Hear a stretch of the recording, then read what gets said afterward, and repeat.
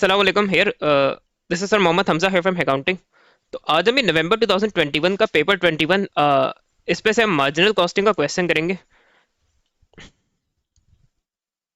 और आज मैं लिमिटिंग फैक्टर का क्वेश्चन सॉल्व करूंगा, तो लिमिटिंग फैक्टर को मैं कवर करूंगा which is also one of the sub topics of marginal costing. तो पहले आप लोगों को क्यूरियोसिटी होगी कि पता नहीं है लिमिटिंग फैक्टर क्या चीज़ है। तो लिमिटिंग फैक्टर में एक्चुअली होता ये कि अगर हमारे पास किसी रिसोर्स की शॉर्टेज है प्रोडक्शन के लिए, फॉर इंस्टेंस रॉ मटेरियल की शॉर्टेज है, या लेबर आवर्स की शॉर्टेज है, या मशीन आवर्स की शॉर्टेज है, या किसी कंपोनेंट की शॉर्टेज है, तो उस केस में हम अपना प्रॉफिट मैक्सिमाइज कैसे करेंगे। तो ये एक फिक्स प्रोसीजर है। तो ये हमें हेल्प करता है कि इन स्पेसिफिक सिनेरियोज में अपना प्रॉफिट मैक्सिमाइज कैसे करें। और प्रॉब्लम ये भी है कि अगर एक ही प्रोडक्ट बिजनेस मैन्युफैक्चर कर रहे हैं, तो जाहिर सी बात है एक ही प्रोडक्ट में थोड़ा कॉम्प्रोमाइज करना पड़ेगा प्रोडक्शन में। लेकिन ये लिमिटिंग फैक्टर तो टॉपिक है, इसका ज़्यादा यूज़ तभी है अगर बिजनेस मल्टीपल प्रोडक्ट्स को मैन्युफैक्चर कर रहा है। तो उसमें ऑब्वियसली ये डिसीजन लेना कि किस प्रोडक्ट को जो है वो हम ज़्यादा प्रोड्यूस करेंगे, किस प्रोडक्ट में कॉम्प्रोमाइज़ करेंगे। तो इस चीज़ में हमें लिमिटिंग फैक्टर हेल्प करता है। और इसमें there are certain calculations which will help us in making such decisions. तो वो भी आप लोग को इंशाल्लाह इस क्वेश्चन से क्लियर हो जाएगा। उस पर सारे स्टेप्स ऑब्वियसली मैं करके दिखाऊंगा। और इसकी एक इंटरेस्टिंग एग्जांपल ये भी है कि जब कोविड के टाइम पे जो इलेक्ट्रॉनिक के गुड्स हैं, उनकी जितनी डिमांड थी उतना कंपनीज मैन्युफैक्चर नहीं कर पा रही थी। फॉर इंस्टेंस ये उस वक्त PS5 की डिमांड ज़्यादा थी जब ये 2020 में लॉन्च हुआ था। इवन अराउंड 2021 2022 तक थोड़ी शॉर्टेज चली है इसकी, कि businesses demand meet, Sony demand नहीं मीट कर पा रहा था, क्योंकि इसकी मैन्युफैक्चरिंग में semiconductor computer chips required थी।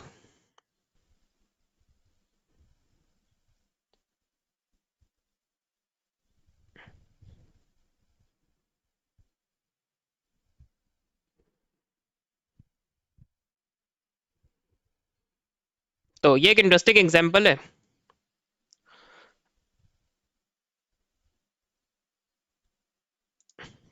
Now we in a good position to start the question. तो इसका ये क्वेश्चन 4 है।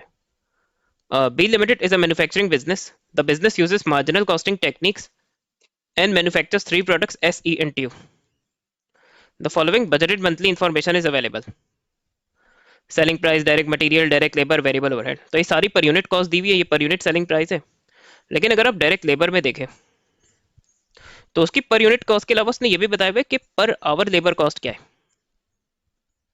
तो इसका भी आगे यूज होगा। मैक्सिमम मंथली डिमांड, तो ये मंथली डेटा दिया हुआ है इसने। Fix cost budgeted to be 96,000 per annum. तो पहला टास्क है calculate the contribution per unit for each product. बहुत ही सिंपल है, selling price per unit minus variable cost per unit हम कर देंगे।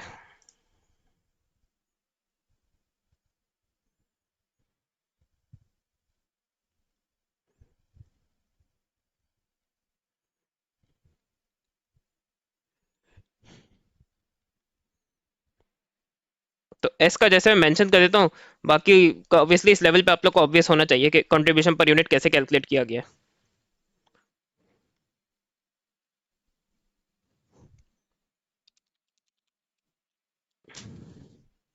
तो ये है $6 पर यूनिट।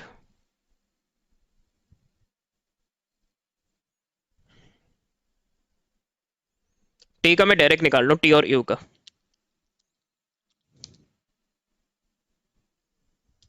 तो ये है 12 पर यूनिट।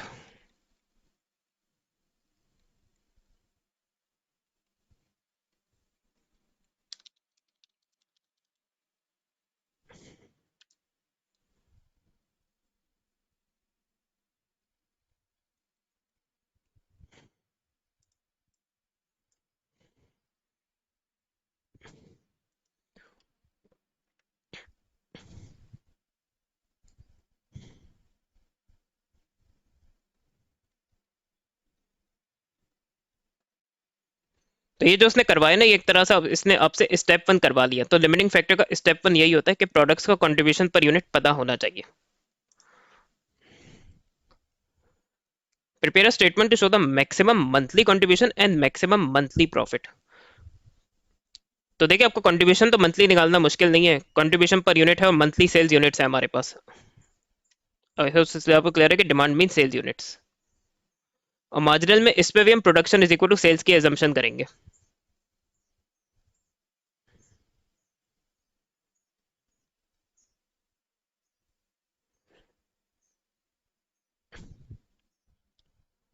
अच्छा, तो अब ये देखिए हमेशा रिकॉर्ड में देख लिया करिए मंथली कैलकुलेशन है या किस टाइम पीरियड की कैलकुलेशन है। तो इस पे प्रॉब्लम सिर्फ फिक्स कॉस्ट में है कि उसने पर एनम दी है, तो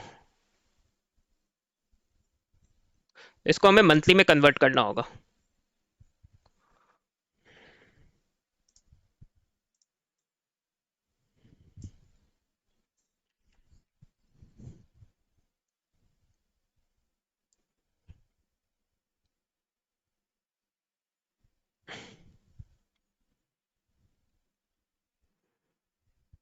कंट्रीब्यूशन 6 इंटू 300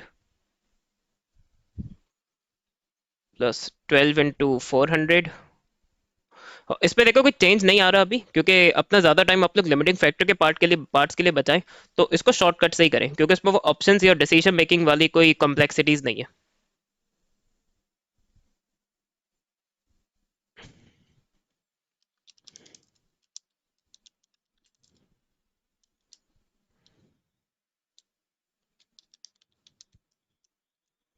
तो ये हो गया 11640।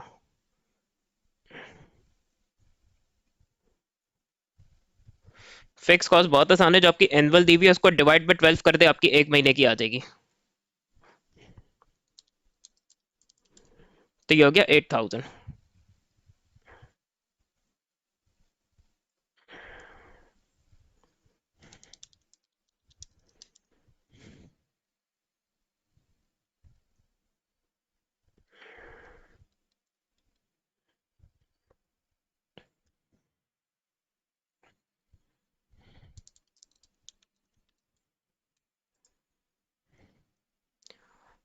अच्छा, calculate the monthly direct labour hours that be limited requires to meet the budgeted maximum monthly demand.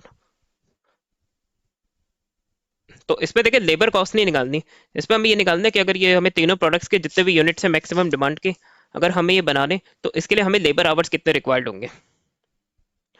अब अगर हम डायरेक्ट लेबर की जो इन्फॉर्मेशन है उसको देखें, तो उसने direct labour cost per unit दी हुई है और डायरेक्ट का लेबर रेट पर आवर दिया हुआ है।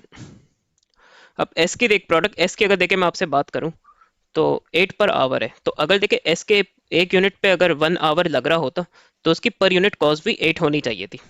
यही सेम चीज एस और यू के लिए होनी चाहिए थी। लेकिन अगर आप देखें तो तीनों की per unit cost other than 8 है। तो जैसे आपका एस और टी है, उन दोनों के जो डायरेक्ट लेबर की कॉस्ट पर यूनिट है वो 8 से बिलो है। इसका मतलब इन दोनों प्रोडक्ट का, इनके जो दोनों का एक एक, इन दोनों प्रोडक्ट के जो एक यूनिट है उस पर 1 आवर से कम लग रहा है। वेरे जो प्रोडक्ट यू है उसका 14 पर यूनिट लेबर कॉस्ट है। इसका मतलब उसके एक यूनिट पे 1 आवर से ज़्यादा लग रहा है। तो हमें एक्चुअली इस पर कैलकुलेट करना होगा कि तीनों के लेबर आवर्स पर यूनिट क्या है। वो बहुत आसान है, अभी मैं आपको करके दिखाता हूँ। एक का मैं यही कर देता हूँ ताकि आप लोग को थोड़ा क्लियर हो जाए। और थोड़ा सा आप ये सोचे कि इससे पर यूनिट कॉस्ट कैसे कैलकुलेट की होगी, क्योंकि अभी ऑप्शंस और डिसीजन मेकिंग के जो क्वेश्चंस हैं उसमें हमने जैसे पर यूनिट कॉस्ट नहीं दी हुई होती थी, उसने लेबर का रेट पर आवर दिया हुआ होता था और उसने ये भी बताया हुआ होता था कि एक यूनिट पे कितने लेबर आवर्स लगेंगे। तो इसके बेस पर हम पर यूनिट कॉस्ट निकाल लिया करते थे। वही सेम चीज यहाँ करनी है। तो देखिए जैसे ऐसे 8 को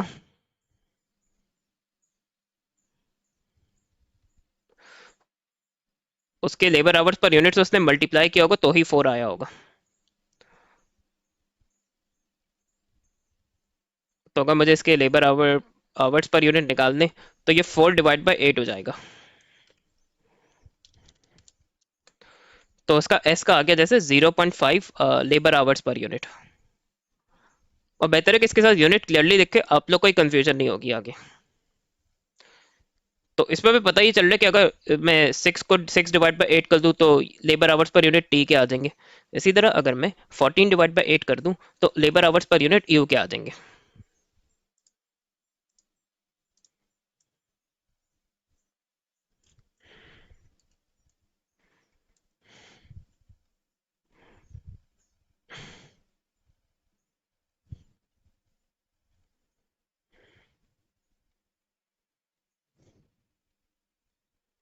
एस का 0.5 है। टी के लिए देखें 6 डिवाइड बाई 8 हो जाएगा 0.75। और यू के लिए 14 डिवाइड बाई 8 हो जाएगा, तो दैट विल बी 1.75।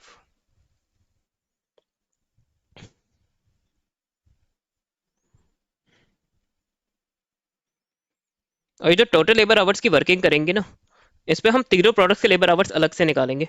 वो आगे आप लोग को जो मेन लिमिटिंग फैक्टर के पार्ट्स हैं उसमें वो आपको ये डेटा आपको काफ़ी हेल्प आउट करेगा। तो एस के लिए 0.5 आवर्स पर यूनिट है, इसके 300 यूनिट्स हैं। इसके अलावा इसके 0.75 है और इसके यूनिट्स हैं 400। और इसी तरह इसके 1.75 आवर्स पर यूनिट है और इसके यूनिट्स है 360।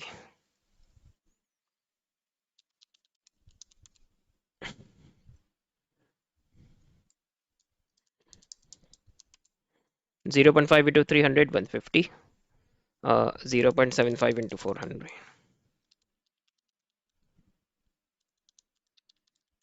तो ये हो गया 300। 1.75 इंटू 360 630।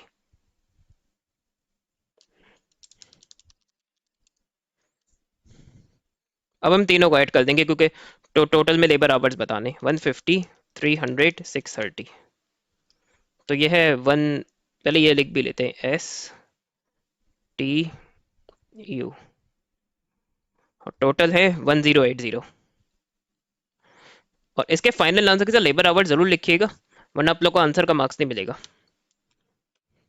क्योंकि आपको इंडिकेट करना है कि 1080 है क्या, लेबर आवर्स हैं या लेबर कॉस्ट है या वट या यूनिट्स है सिर्फ ये, इसलिए।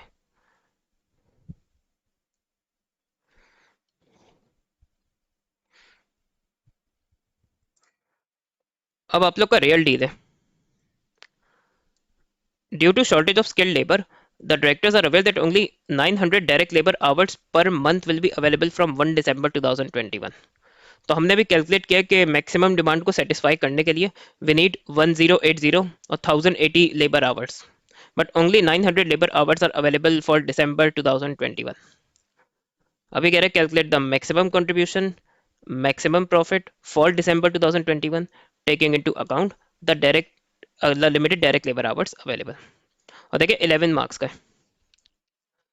अब एट टाइम्स देखिए सर्टेन लिमिटिंग फैक्टर के क्वेश्चंस ऐसे भी हैं जिसमें वो आपसे लिमिटिंग फैक्टर के जो डिफरेंट स्टेप्स हैं उसके बाद उसने अलग अलग पार्ट्स पे वो आपसे करवाता है, तो आपके आपके लिए इजी हो जाए। लेकिन जो स्पेशली रिसेंट ईयर के पेपर्स हैं लिमिटिंग फैक्टर के, उस पर जैसे उस तरह का पार्ट डी का आपको पार्ट दे देता है और उस पर वो ये एक्सपेक्ट करते हैं कि आपको ही सारा प्रोसीजर पता हो लिमिटिंग फैक्टर का और आपको सारे के सारे उसके स्टेप्स आते हो। तो इसमें जैसे कंट्रीब्यूशन पर यूनिट के अलावा सारे स्टेप्स इसमें हमें खुद करने पड़ेंगे और उसके बाद ही हम मैक्सिमम कंट्रीब्यूशन और maximum profit as per limiting factor calculate कर पाएंगे। तो बाकी लिमिटिंग फैक्टर के जो स्टेप्स है वो हम इसमें लर्न करेंगे पार्ट डी में, और उसके लिए देखो उसने आपको मार्क्स भी ज़्यादा दिए।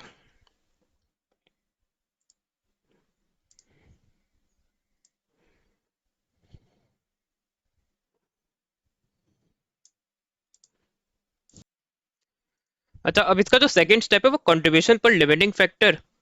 अब जैसे इस केस पे लेबर आवर लिमिटेड है तो कंट्रीब्यूशन पर लेबर आवर कहलाएगा। अगर मशीन आवर्स लिमिटिंग फैक्टर होते हैं तो कंट्रीब्यूशन पर मशीन आवर कहलाएगा। रॉ मटेरियल शॉर्ट है तो अगर वो मीटर में है या सेंटीमीटर में है तो contribution per metre, contribution per square metre, contribution per litre, contribution per KG, contribution per kilo. सही है। इसका फॉर्मूला ये होता है कि देखो जो आपका कंट्रीब्यूशन पर यूनिट है ना, उसको लिमिटिंग फैक्टर पर यूनिट से कराना होता है। तो यहाँ लेबर आवर क्योंकि लिमिटिंग फैक्टर है तो कंट्रीब्यूशन पर यूनिट हर प्रोडक्ट का उसके लेबर आवर्स पर यूनिट से डिवाइड किया जाएगा, जो हम प्रीवियस पार्ट में कैलकुलेट किया था। तो उसके बेसिस पे कंट्रीब्यूशन पर लेबर आवर आएगा। तो जैसे ये प्रोडक्ट एस है तो इसका कंट्रीब्यूशन पर यूनिट 6 है, इसको डिवाइड करेंगे लेबर आवर्स पर यूनिट से, तो इसका कंट्रीब्यूशन पर लिमिटिंग फैक्टर आ जाएगा, तो वो 12 है।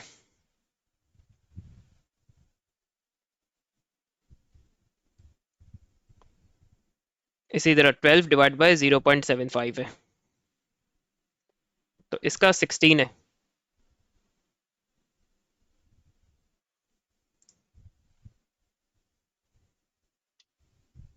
और 14 डिवाइड बाय 1.75 होगा,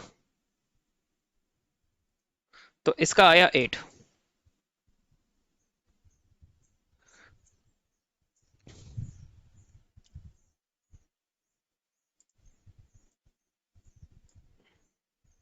तो देखिए ये आपका शो करता है जैसे कि अगर मैं एस को, अगर प्रोडक्ट एस के लिए एक लेबर आवर हम यूज करें तो वो पर आवर कंट्रीब्यूशन 12 देगा। जिस तरह कंट्रीब्यूशन पर यूनिट एक यूनिट का कंट्रीब्यूशन शो करता है, उसी तरह ये कंट्रीब्यूशन पर लेबर आवर एक लेबर आवर अगर टी को दें तो टी 16 का कंट्रीब्यूशन जनरेट करेगा, अगर यू को एक लेबर आवर दें तो वो 8 का कंट्रीब्यूशन जनरेट करेगा। वैसे इसका मीनिंग अंडरस्टैंड करने की ज़रूरत नहीं है, क्योंकि ये सब आपका डिसीजन मेकिंग के लिए निकलता है और इसके बेस पे हमें रैंकिंग करनी होती है। तो स्टेप 3 है ranking based on contribution per limiting factor.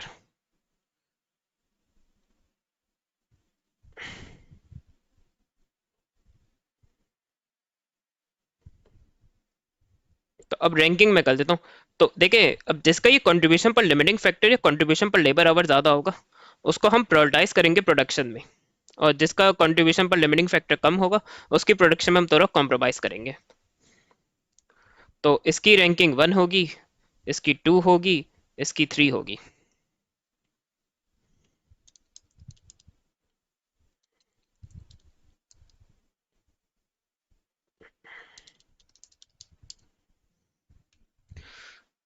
तो जो हमारे अवेलेबल लेबर आवर्स हैं विच आर 900, तो उसमें से पहले इसको सारे लेबर आवर्स देंगे। सेकंड नंबर पे लेबर आवर्स हम एस को देंगे, और लास्ट में यू को देंगे। तो प्रोबेबली यू में कॉम्प्रोमाइज होगा, अभी आप लोग को ये भी क्लियर हो जाएगा।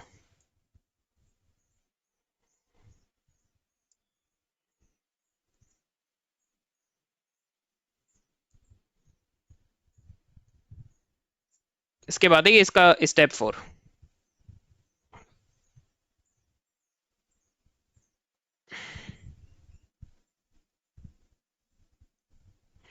इस चीज को ऑप्टिमम प्रोडक्शन प्लान भी कहते हैं। अच्छा एक टाइम से इसका अलग से पार्ट करवा लेते हैं स्टेप 4 का, तो वो आपसे ऑप्टिमम प्रोडक्शन प्लान कहेगा।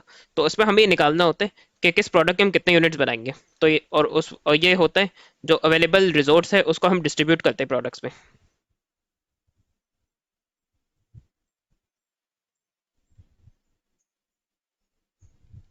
तो ऑप्टिमम प्रोडक्शन प्लान में यही होता है कि प्रोडक्ट्स में लिमिटिंग फैक्टर को डिस्ट्रीब्यूट करके हमें पता चल जाएगा किसके कितने यूनिट्स बनेंगे।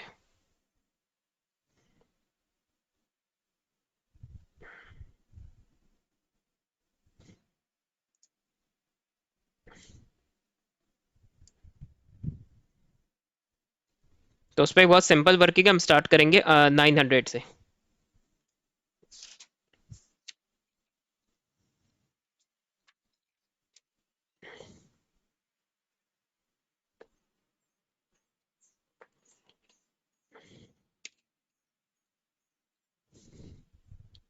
तो नंबर 1 रैंक है उसका टी का। तो हम टी को सारे लेबर आवर्स दे देंगे। तो टी के लिए हमने निकाला था प्रीवियस पार्ट में, टी के लिए हमें 300 लेबर आवर्स रिक्वायर्ड है। तो हमारे अब जो 600 लेबर आवर्स बच गए। सेकंड रैंक जो है वो सबसे पहले प्रोडक्ट एस का है, एस के लिए हमें 150 आवर्स चाहिए, तो चले हम एस को भी दे देंगे।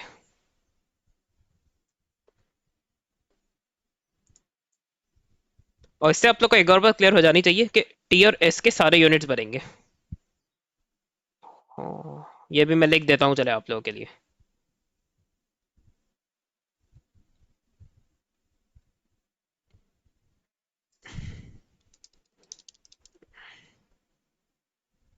अब 450 बचा है, और हमने ये भी कैलकुलेट किया था ऊपर कि जो आप लोग का प्रोडक्ट यू है, इनफैक्ट उसके लिए सबसे ज़्यादा लेबर आवर्स चाहिए 630, लेकिन हमारे पास तो 450 अवेलेबल है। तो इसका मतलब ये है कि इसके हम 360 यूनिट्स तो नहीं बना सकते, तो हमें करना पड़ेगा कॉम्प्रोमाइज इस यू के प्रोडक्ट में। तो इसके दो तरीके हैं जिनकी मैथ ज़्यादा अच्छी है। देखिए 450 लेबर आवर्स अवेलेबल है, और जो हमारा प्रोडक्ट यू है उसके एक यूनिट के लिए 1.75 आवर्स चाहिए।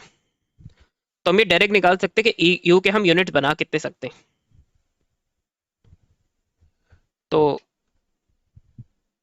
और ये आपको नियरेस्ट डॉलर में फिगर लेनी होती है, आपको एग्जैक्ट राउंड ऑफ करके फिगर लेनी होती है। डेसिमल के बाद 1 और 4 है, तो ये 257 ही रहेगा।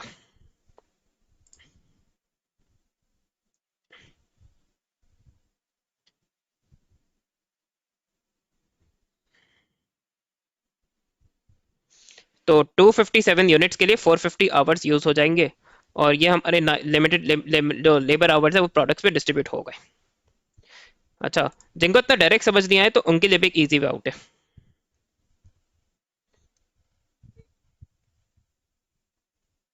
आप लोग सीधा डायरेक्ट प्रोपोर्शन यूज कर लें। तो देखो, जो हमारा प्रोडक्ट यू है उसके एक यूनिट के लिए 1.75 आवर रिक्वायर्ड है। अब अगर अवेलेबल 450 हैं तो उसमें इस यू के कितने यूनिट्स बन सकते हैं? तो ये हो जाएगा 1.75 x is equal to 450। X is equal to 450 divide by 1.75। वही जो शॉर्टकट में डायरेक्ट यूज करते थे वही सॉल्यूशन बना 450, तो ये 257 यूनिट्स होगा आपका दोबारा। एट टाइम्स दो प्रोडक्ट्स में भी कॉम्प्रोमाइज आ सकते हैं। अच्छा, ऐसा क्वेश्चन भी आया है जिसपे दो प्रोडक्ट्स में रिजोर्स को डिस्ट्रीब्यूट करने के बाद तीसरा जो प्रोडक्ट है उसके लिए कोई रिजोर्स बची ही नहीं, तो उसको प्रोडक्शन को जीरो कर देंगे उस थर्ड प्रोडक्ट की। अब हमें पता है कि इन दोनों के सारे यूनिट्स बनेंगे इसके, लेकिन सिर्फ instead of 360 we will only manufacture 257 units. तो अब हम बड़े सुकून से इसका प्रॉफिट निकाल सकते हैं। मैं टोटल कंट्रीब्यूशन और टोटल प्रॉफिट निकाल सकते हैं।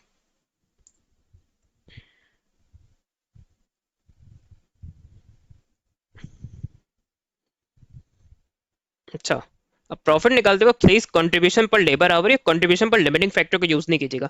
That's only for decision making. For calculation of maximum contribution and maximum profit we are going to use the contribution per unit again. और क्योंकि एक प्रोडक्ट में कॉम्प्रोमाइज हुआ है तो मैं क्लियरली लिखूंगा किसके कितने यूनिट्स बनेंगे।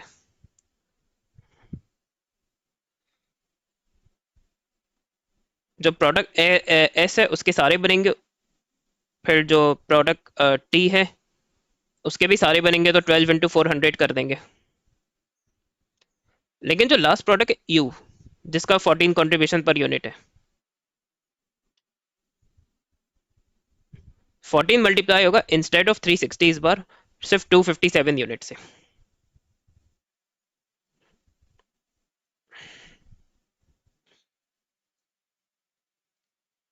6 × 300 डायरेक्ट ही निकाल लें। और इसमें देखिए लिमिटिंग फैक्टर के जो स्टेप्स और प्रोसीजर है उसी में टाइम लगता है। तो जब आप लिमिटिंग फैक्टर फाइनल स्टेप में आप डायरेक्ट ही टोटल कंट्रीब्यूशन निकालेंगे, क्योंकि उस पर सेलिंग प्राइस वेरिएबल कॉस्ट में सच कोई चेंज नहीं आ रहा होता। अब रेवेन्यू लेस वेरिएबल कॉस्ट भी चाहे तो कर सकते हैं, लेकिन उस पर फिर आपका टाइम ज़्यादा वेस्ट होगा।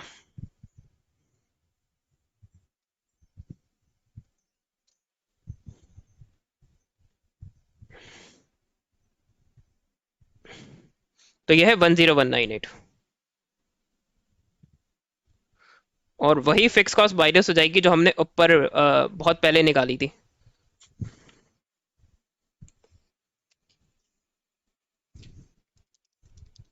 जो हमारी 8000 थी। तो देखिए हमें प्रॉफिट तो हो रहा है। तो यही पर्पस होता है लिमिटिंग फैक्टर का, कि ऐसे सिचुएशन में प्रॉफिट कैसे मैक्सिमाइज किया जाए।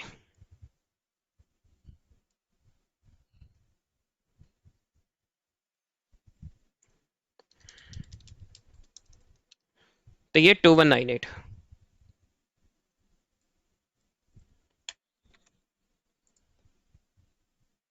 तो ये लिमिटिंग फैक्टर के सारे स्टेप्स होते हैं, ये एक तरह से स्टेप 5 था।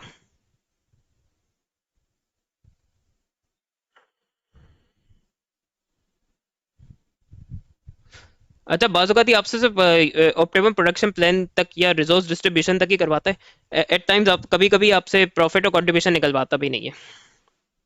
लेकिन ये क्वेश्चन मैंने इसीलिए चूज किया कि इसमें इसने सब करवाया है, calculation of contribution and profit.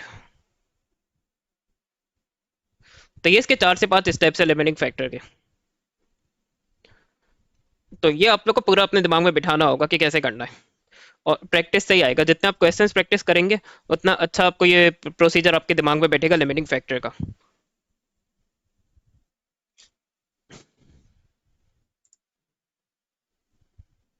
लेकिन अभी हमारी ये जान नहीं छूटी। अब क्योंकि रिसेंट पेपर्स का क्वेश्चन है तो वो कोई ना कोई ऑप्शन एंड डिसीजन मेकिंग भी एट टाइम्स इसके साथ मिक्स करता है। सही है, कर लेते हैं ये भी।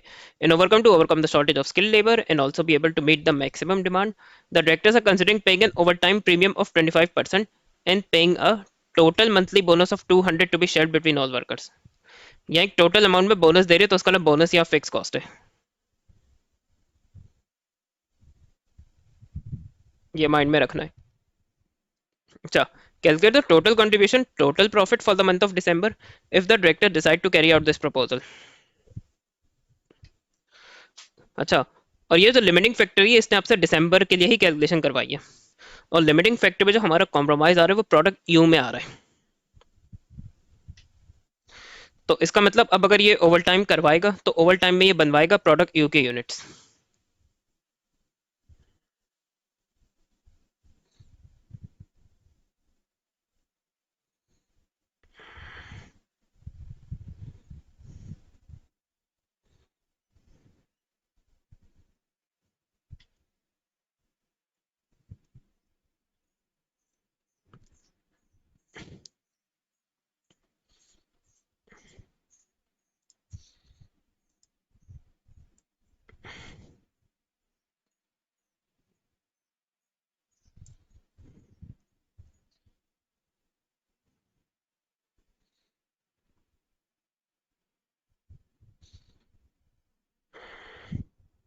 तो ओवर टाइम यूनिट्स आपको ये यू के लिए इस तरह निकालने, बाकी प्रोडक्ट्स तो देखे लिमिटिंग फैक्टर में भी दोनों के पूरे बन रहे हैं। तो उसकी जो मैक्सिमम डिमांड है वो है 360, और उसके अभी लिमिटिंग फैक्टर पे देखे 257 तो बन जाएंगे अभी लिमिटिंग फैक्टर के बावजूद। तो उसका हम बचे हुए यूनिट्स इसके ओवर टाइम में बनाएंगे, 360 माइनस 257 तो 103 यूनिट्स। तो जो ओवर टाइम का रेट है वो इस पे लगेगा।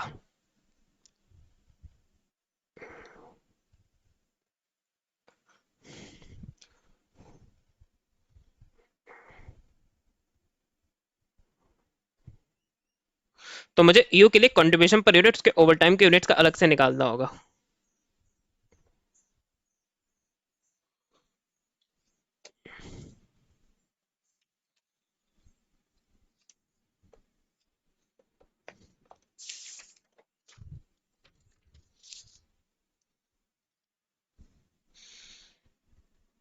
तो 69 एज इट इज रहेगा, इसका मटेरियल का रेट एज इट इज रहेगा। अब इसका ये जो लेबर का रेट है ना 14,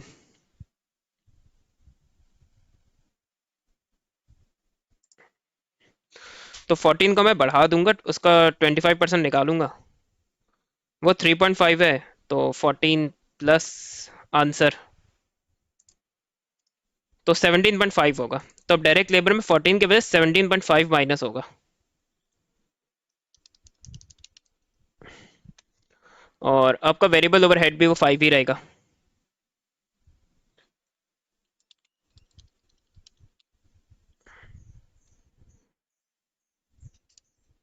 तो ये है 10.5।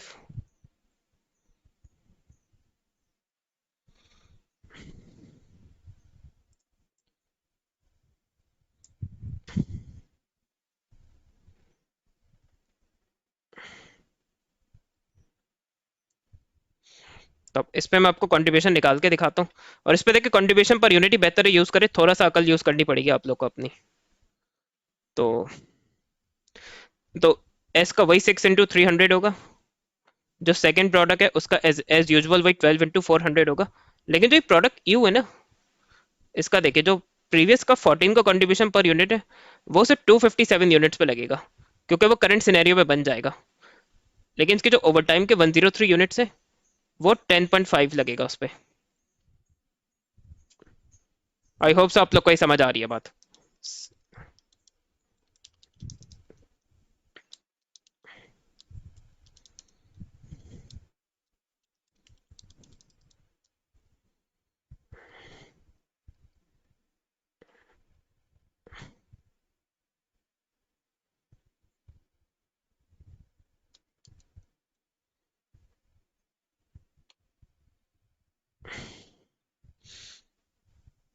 तो ये आपका 11279.5 है, तो मैं इसको 11280 कर दूंगा।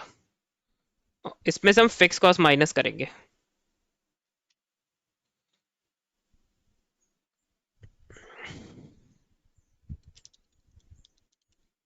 तो आपका वो 8000 आएगा, और हमारा जो बोनस है, एडिशनल फिक्स कॉस्ट पे 200 का बोनस है, तो दिस विल बी 8200।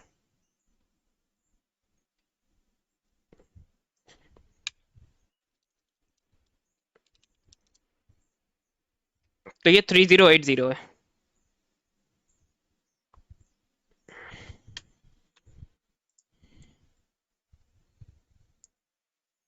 आप लोग रेवेन्यू लेस वेरिएबल कॉस्ट से भी कर सकते हैं। मैं उससे करके नहीं दिखा रहा क्योंकि उस पर रिकॉर्डिंग का नेसेसरीली टाइम बढ़ जाएगा। और ये सब देखिए 4 मार्क्स का है। अच्छा, पेपर में अगर आपने पार्ट डी तक सही कर लिया है, काफ़ी हद तक ये पूरा सही कर लिया, तो अगर आपको पार्ट डी इतना नहीं भी समझ आता, तो यानी कि 4 मार्क्स के लिए आपने 10 मिनट्स या 50 मिनट्स वेस्ट कर दिए। बस पार्ट डी तक अगर आपने गुड इनफ कर लिया है, तो उससे आपका जो भी आपका ग्रेड ऑब्जेक्टिव है वो आपका आ जाएगा इंशाल्लाह। तो पार्टी जितना हो जाए बस उतना कर ले, उसके बाद ही कि मूव ऑन कर जाए दूसरे क्वेश्चंस में और दूसरे पार्ट्स में। आप लोग इस 4 मार्क्स से कहीं ज़्यादा स्कोर कर लेंगे। Explain two advantages to a business of offering a bonus payment to its employees. सबसे पहले तो देखिए, बोनस प्रॉफिट को एक्सपेंस बढ़ाएगा, प्रॉफिट डिक्रीज करेगा, सिंपल यही एक्सप्लेन करते हैं, ज़्यादा लंबी नहीं करनी। अच्छा, अगर बोनस का अमाउंट जो सब्सटेंशियल नहीं है, बहुत ही मीगर है या बहुत ही माइन्यूट अमाउंट है बोनस का, तो इनफैक्ट वो हो सकता है वर्कर्स को डिमोटिवेट कर दे।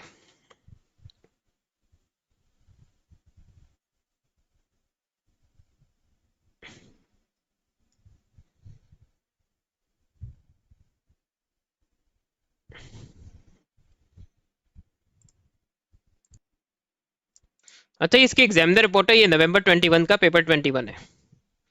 एक बात तो उसमें ये, when a question gives a scenario with two options, then candidate should respond with comments on both options. Some candidates respond with comments on their recommended option only, this will not gain the maximum marks allocated to the question.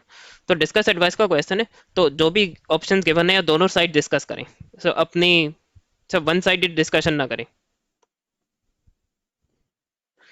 Many candidates correctly calculated the contribution per unit for each product. Some made arithmetical errors. ये तो इसमें mistake होनी नहीं चाहिए as such. Many candidates calculated the correct maximum monthly contribution and profit. Some presented calculations for each product and did not show total amounts. Some candidates used the annual fixed overheads.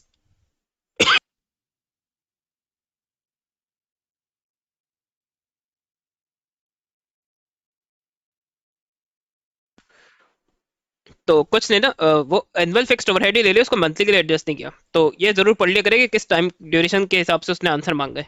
There were many responses for the direct labor hours. Some candidates incorrectly responded with monthly demand. अच्छा, part D पूरा main limiting factor का part है। There were a very few strong responses with candidates correctly applying the limiting factor. Few. Some candidate prioritise based on the contribution per unit without any reference to the limiting factor. तो ये बड़ा disappointing है। तो in fact मैंने कुछ 2011 2012 2013 की reports पढ़ी, उसमें इनफैक्ट स्टूडेंट्स की लिमिटिंग फैक्टर में परफॉर्मेंस अच्छी है। और अभी ये जो बहुत रिसेंट एग्जामिनर रिपोर्ट्स है, सब में ही बहुत मीडियोकर परफॉर्मेंस है स्टूडेंट्स की लिमिटिंग फैक्टर में, जबकि काफ़ी टाइम से है सिलेबस में। और in comparison two options and decisions making, अगर आपकी प्रैक्टिस अच्छी है तो उसका देखिए फिक्स पैटर्न होता है क्वेश्चन का। हाँ, so थोड़ा सा वो इन्फॉर्मेशन थोड़ी सी ट्विस्ट कर सकता है, अदरवाइज इसका पैटर्न फिक्स्ड है। तो अभी भी contribution per limiting per unit students use कर रहे हैं, कंट्रीब्यूशन पर लिमिटिंग फैक्टर निकालने की जहमत नहीं कर रहे हैं, तो इंतहाई डिसअपॉइंटिंग है। There were also some very weak responses with no reference to contribution of the limited direct labor hours. तो उस 900 labor hours को खाते में ही नहीं लाए। There were very few correct responses for this question and many students did not give a response. That's understandable. Difficult part है ये, 4 marks से ज्यादा तो दूसरे पार्ट्स में क्वेश्चन से मार्क्स ले सकते हैं, तो उस पर टाइम वेस्ट करना वर्थ इट भी नहीं है। Few candidates deducted the overtime premium for the original contribution. Some candidates did gain marks for applying the correct fixed overheads of 8200. अच्छा, इसमें बोनस वाले पार्ट में कुछ ने एडवांटेजेस लिखते हैं, उसने क्लियरली डिसएडवांटेजेस पूछे बोनस के। तो ये प्ले आप ध्यान रखिए, इसका प्रोसीजर ही मैटर करता है लिमिटिंग फैक्टर का। ये बस आपने प्रैक्टिस से मास्टर कर लिया तो आप इसमें बहुत अच्छा स्कोर कर सकते हैं। ऑप्शन से डिसीजन मेकिंग तो अनसर्टेनिटी होती है कि वो किसी भी तरह से आपको घुमा सकता है, किसी भी तरह का डेटा दे सकता है। That's not the problem with this topic, with this subtopic of marginal costing. I hope सब लोगों को लिमिटिंग फैक्टर क्लियर हुआ होगा। अल्लाह हाफिज।